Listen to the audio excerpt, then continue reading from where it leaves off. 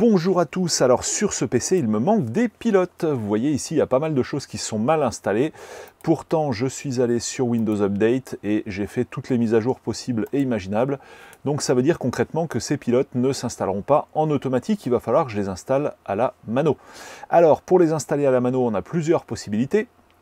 Et là, comme on est sur un ordinateur de marque HP, on va en profiter justement pour essayer l'utilitaire d'autodétection de HP. Alors pour ça, vous vous rendez donc à cette adresse-là, donc support.hp.com/fr-fr/driver au pluriel /laptop au pluriel. Et là, eh bien ici, on va vous proposer un bouton qui vous permet de laisser HP détecter automatiquement votre produit, donc votre ordi. Donc on va cliquer dessus. Et pour que ça puisse se faire, on va devoir télécharger une petite application. Alors, on clique ici pour accepter les conditions, on clique ensuite sur Suivant. Et voici l'application qui se télécharge. Alors maintenant, on va cliquer là et on va faire afficher le dossier.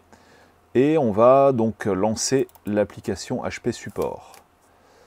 Donc l'idée, en fait, c'est que le site internet d'HP, grâce à cette application, va pouvoir détecter automatiquement quel est mon ordinateur portable et par conséquent proposer les pilotes qui correspondent. Alors, le PC portable est vraiment vieux, donc c'est pas sûr et certain que ça marchera. On va essayer en live ensemble.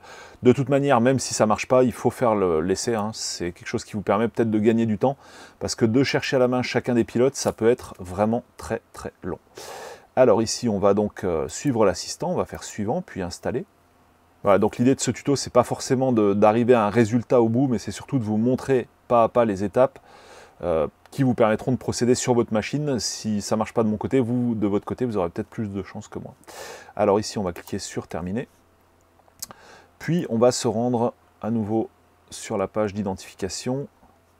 Alors, on se rend de nouveau sur la page précédente sur laquelle on avait donc téléchargé l'application. On va cliquer donc sur Laisser HP détecter votre produit. Alors ici, ouvrir HP Web Détection. Voilà, on autorise à nouveau ici le site à détecter donc notre ordinateur. Et voilà, l'identification va pouvoir commencer puisque l'application s'est bien installée. Le site internet n'est pas capable de faire l'identification tout seul.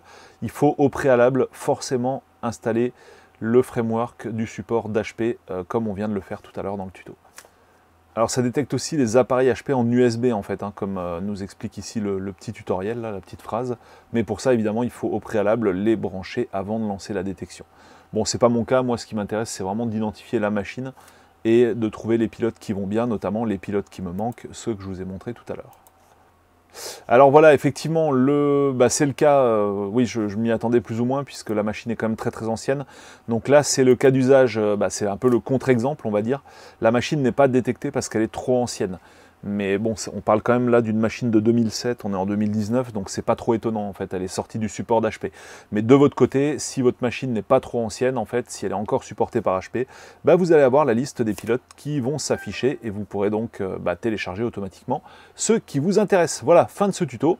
Et je rappelle que sur la chaîne de tutoriels, sur Tutopolo, vous trouverez des tas d'autres moyens de trouver vos pilotes, que ce soit de manière manuelle ou avec d'autres utilitaires.